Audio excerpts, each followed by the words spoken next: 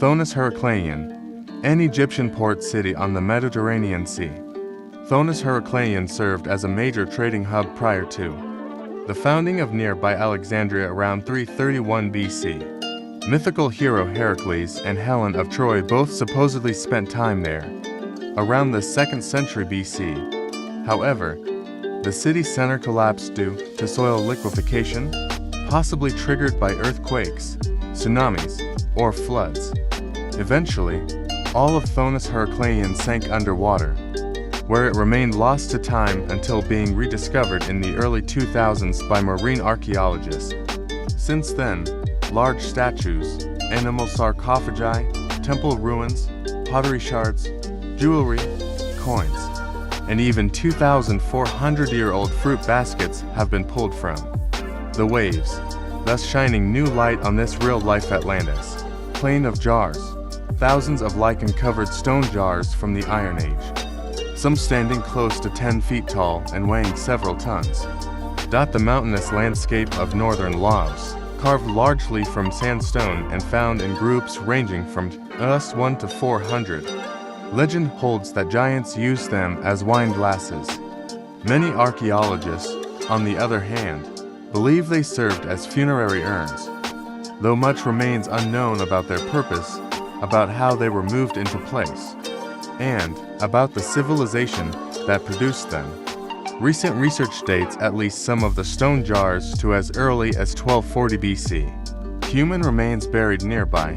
Complicating matters is that many of the jars stand in fields of unexploded munitions, the vestige of a massive U.S. bombing campaign during the Vietnam War, and therefore cannot be safely studied. Guanabara, acting on a tip from locals, controversial shipwreck explorer Robert Marks claimed in 1982 to have discovered a number of twin-handled Roman vases, known as amphoras, in Brazil's Guanabara Bay. According to Marks, the barnacle-covered amphoras provided proof that the Romans were the first Europeans in Brazil, having predated the Portuguese by over 1,000 years. However, he was never able to fully explore the site, as the Brazilian government banned him from the country for alleged looting and halted underwater exploration altogether. Marks responded by accusing Brazil's navy of dumping sediment on the amphoras so as not to have to rewrite history. To this day, a Roman presence on Brazil's coast remains highly unproven. Nazca Lines, point 8 astonishing ancient sites in the Americas. The Nazca Lines, spider figure at the Nazca Lines, roughly 2,000 years ago. A pre-Inca civilization etched a series of enormous drawings into the dry coastal plain of Peru, known as the Nazca Lines. These geoglyphs remained largely unknown until aircraft began flying over the area in the 1930s. To date, well over 1,000 designs have been located. Most are straight lines, stretching up to 30 miles, or geometric shapes, from trapezoids to spirals, while others depict animals and plants, including a spider, a hummingbird, a monkey, a whale, a two-headed snake, a dog, and a humanoid figure nicknamed the astronaut. As recently as 2022, 168 new geoglyphs were discovered, yet researchers still don't understand their purpose. One prominent hypothesis associates them with water rituals, though other guesses abound as well. Paracas candelabra. The candelabra, Paracas National Reserve in Peru, to the northwest of the Nazca Lines, carved into a hillside overlooking Peru's Pisco Bay, leased Paracas candelabra, another massive geoglyph that stretches some 600 feet from top to bottom, though pottery found at the site has been dated to around 200 BC. No one knows the age of the candelabra itself. Its race on data remains equally fuzzy. One theory holds that it served as a navigational tool for sailors, whereas another claims it depicted the creator god's trident. Sacsayhuaman. Elsewhere in Peru, just outside Cusco, stands the remains of the Sacsayhuaman fortress, which was painstakingly constructed by the Incas in the 1400s, much like at Machu Picchu. Inca laborers somehow moved enormous rocks into place, some of which weighed 125 tons or more before masons cut them, using only bronze and stone tools, and fitted them together without mortar, though Spanish colonizers dismantled much of the site. For building materials, Sacsayhuaman has remained structurally sound enough to withstand large earthquakes and other ravages of time. Cleopatra's tomb, for an ancient ruler.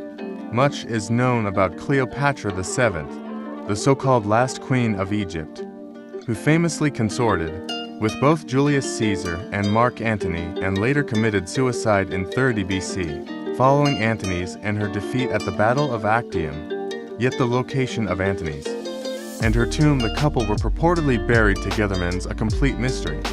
Some researchers believe it resided in Alexandria, her capital city, and the one-time cultural center of the Mediterranean world, only to be lost when a tsunami swept through in 365 AD. Others suspect elsewhere, in the Nile Delta, possibly in a temple dedicated to Isis and Osiris, the gods with which Cleopatra and Antony respectively associated themselves, in addition to Cleopatra's. Other legendary lost burial sites include those of Alexander the Great and Genghis Khan. Voynich manuscript? In 1912, rare book dealer Wilfrid Voynich acquired a medieval manuscript that he claimed had been housed in an ancient castle in southern Europe, written in an extinct language, or code, no one could recognize and filled with strange illustrations of fictitious plants and naked women. It has befuddled scholars ever since, including Alan Turing and the FBI, both of whom tried and failed to crack the case. Over the years, several people have professed to decipher it, but each time have been greeted with a massive chorus of doubts. Some suspect the whole thing is an elaborate hoax. Now housed at Yale University, the Voynich manuscript is available to the public for anyone interested in trying to solve the puzzle once and for all. Yonaguni Monument, a scuba diver explores an underwater rock structure off the coast of Japan's Yonaguni Island. Off the coast of Japan's Yonaguni Island lies an underwater rock structure at least 165 feet long and 65 feet wide that resembles a man-made step pyramid. Discovered in the 1980s and now known as the Yonaguni Monument, it is believed by some researchers to be the ruins of an ancient civilization.